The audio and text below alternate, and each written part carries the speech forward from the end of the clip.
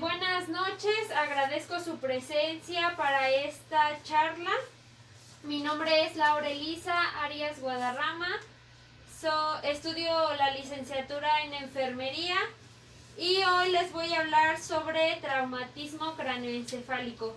Dentro de esta plática les voy a hablar sobre la definición, sobre los síntomas que un paciente puede presentar en este trauma, sobre el diagnóstico, el tratamiento y las intervenciones que nosotros como personal de enfermería les vamos a brindar a estos pacientes.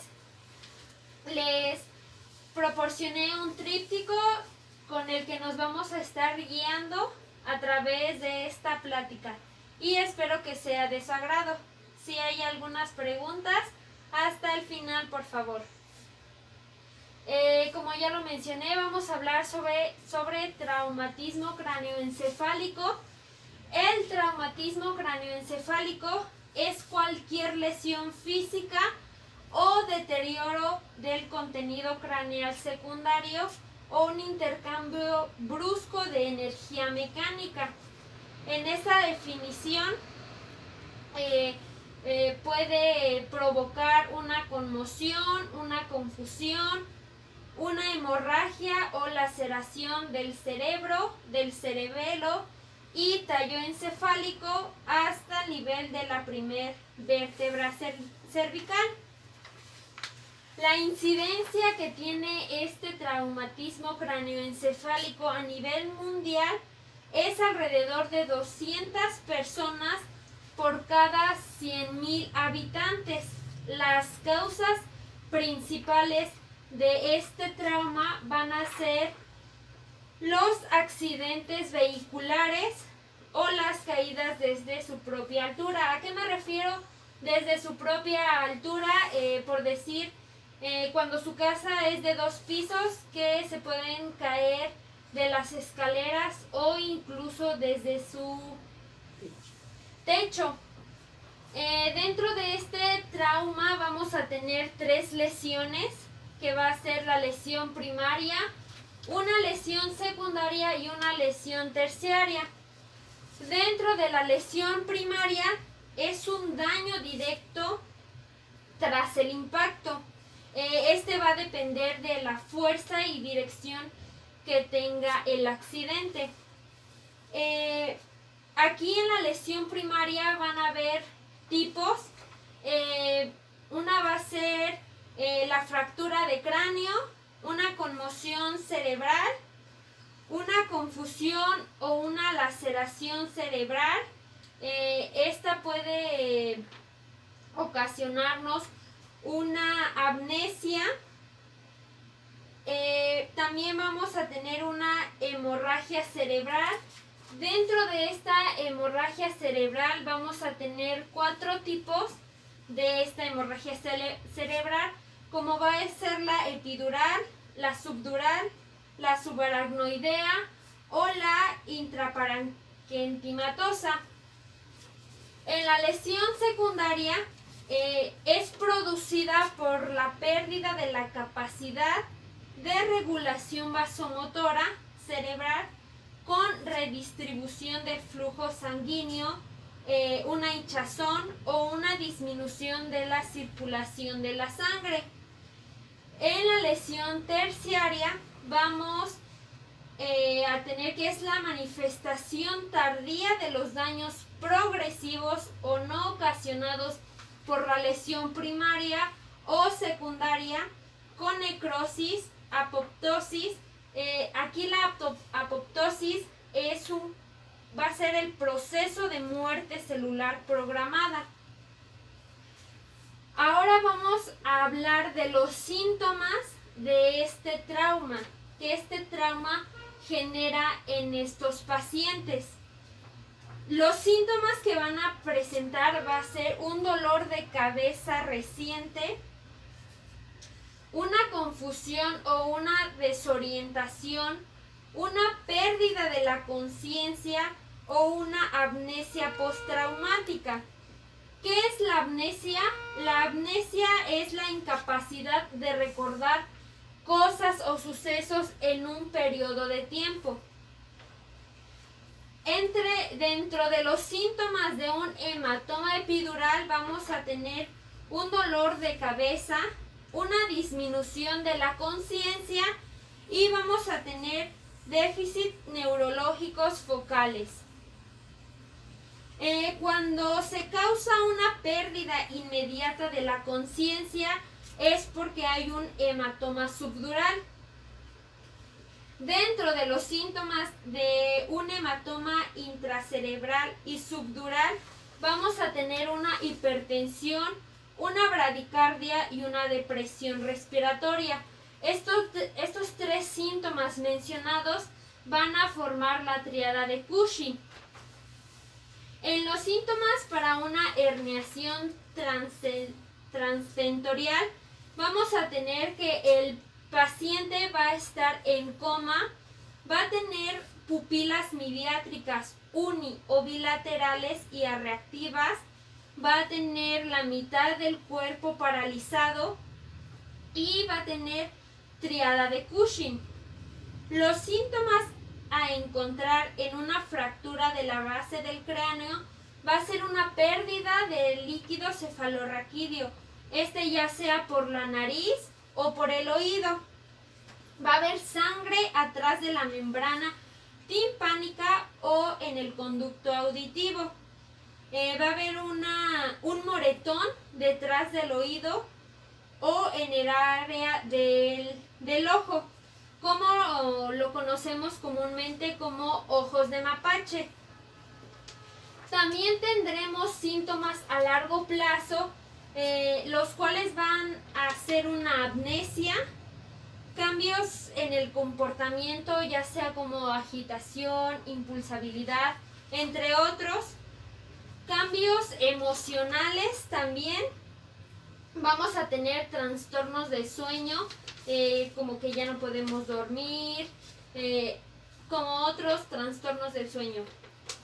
Y vamos a tener una función intelectual disminuida.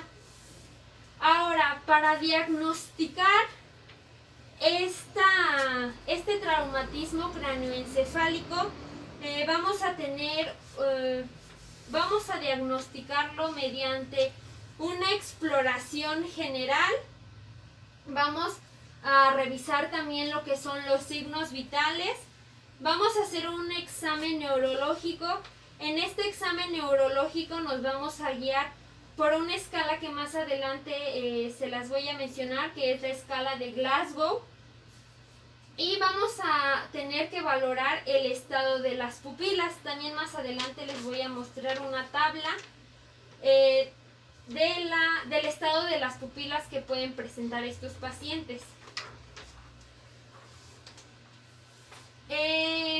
Dentro de este diagnóstico vamos a tener algunas indicaciones para que se tome una tomografía axial.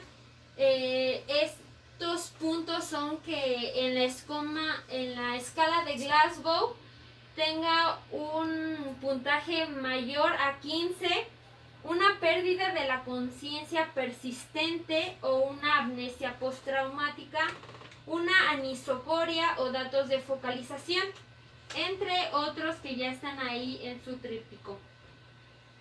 Las indicaciones para que nosotros hagamos o realicemos una radiografía simple del cráneo va a ser que el paciente sea menor de 1 año, que haya sospecha de maltrato infantil, una pérdida de conciencia superior a 5 minutos o un traumatismo facial grave. Ahora hablaremos sobre el tratamiento para estas personas con este traumatismo cráneoencefálico. Dentro de este tratamiento vamos a administrar los corticoides, que estos nos van a servir más que nada para el edema cerebral. Se administrará dexametasona. La dosis inicial va a ser de 1 a 2 miligramos por kilogramo máximo de 10 a 20 miligramos por kilogramo. También vamos a administrar diuréticos como lo son el manitol, que es de 0.5 a 1 gramo por kilogramo. Este medicamento va a hacer efectos de 30 a 40 minutos después de su aplicación.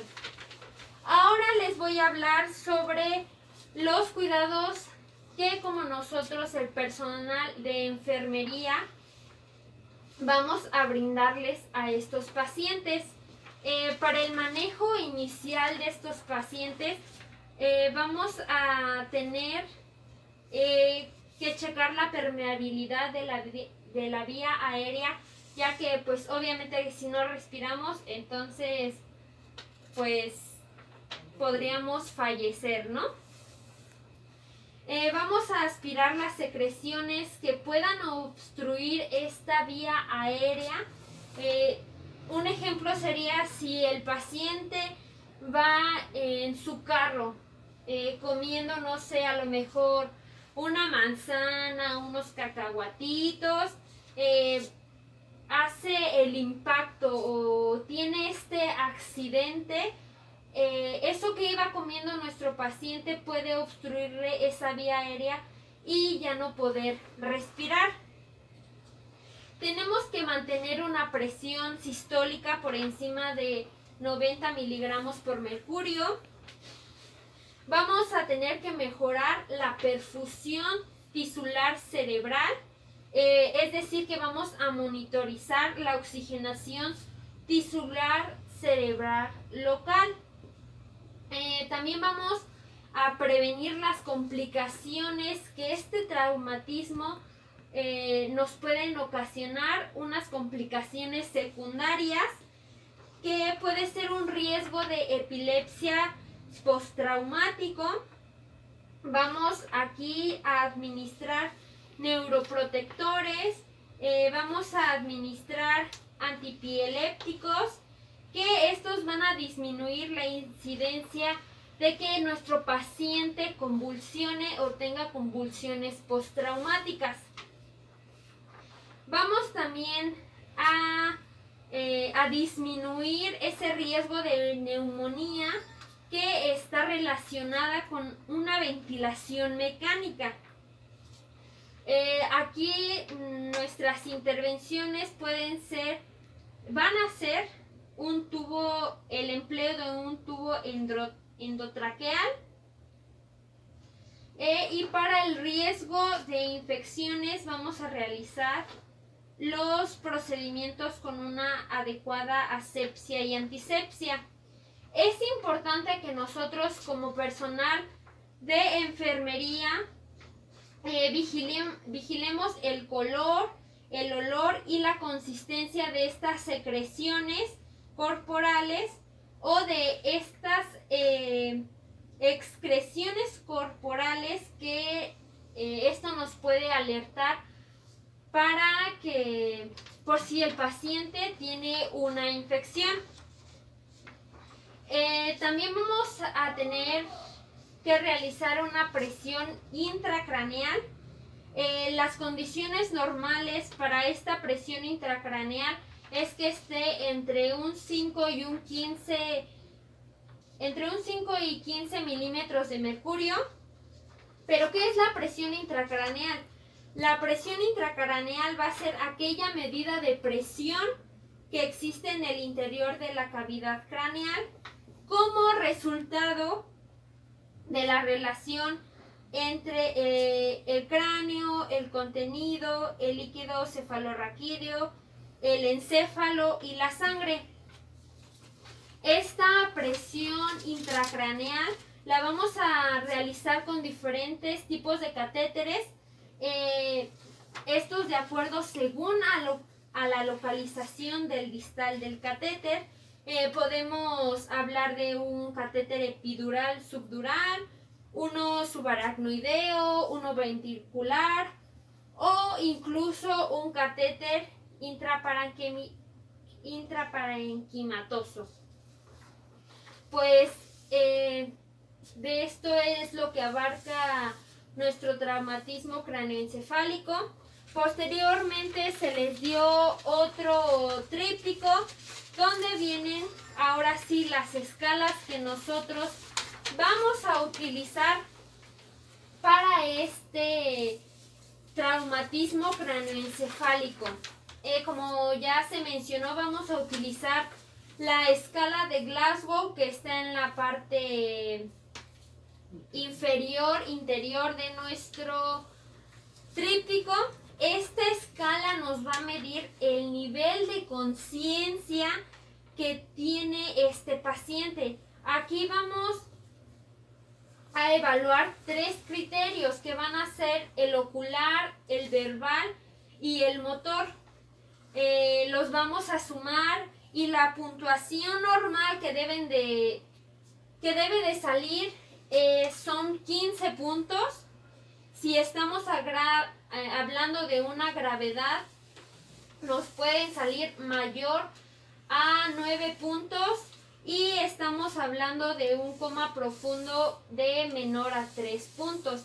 Es importante mencionarles que estos pacientes, por el trauma que ellos reciben, ya que el impacto es a nivel cerebral, entonces estamos hablando de un coma profundo.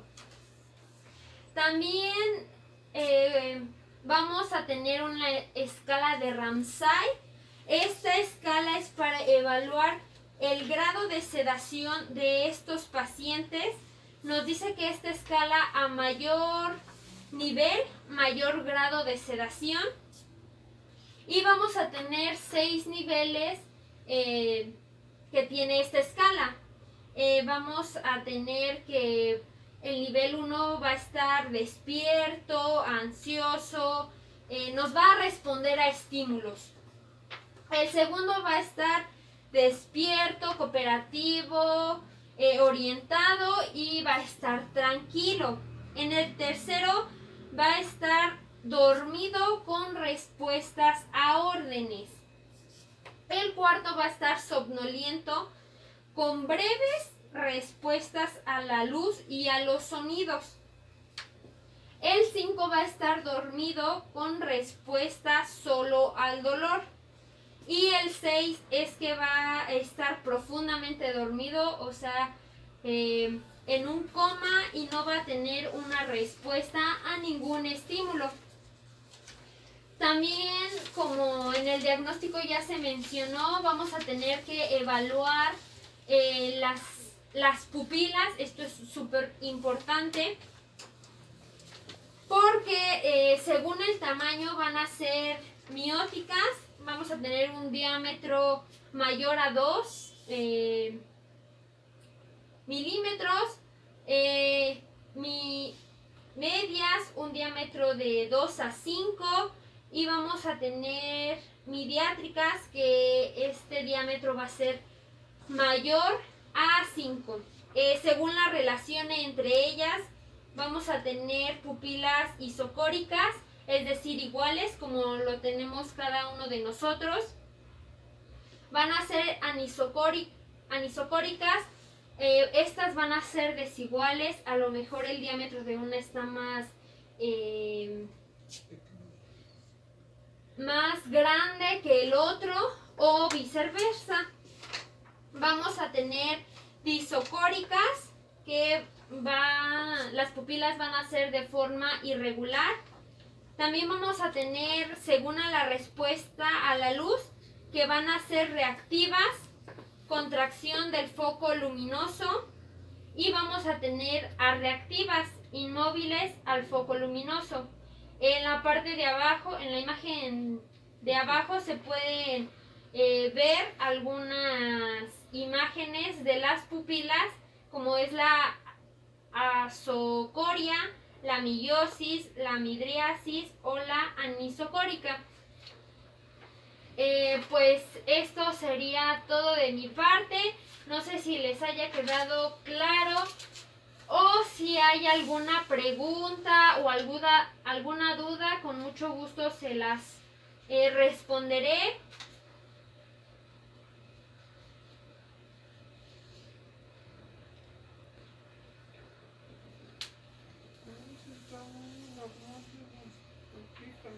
Quiere decir que para un paciente que tiene traumatismo craneoencefálico es no moverlo del lugar en donde se produjo el accidente, me imagino. Sí, exactamente. Cuando el accidente fue automovilístico, no se debe de mover, ya que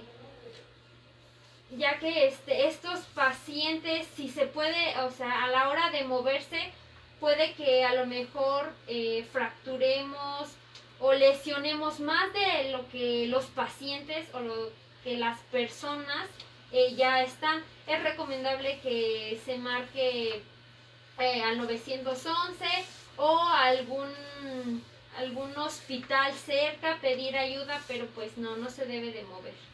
Gracias. Si no hay otra duda, esto sería todo por mi parte. Igual reitero, otra vez les doy gracias por tomarse este tiempo para esta plática.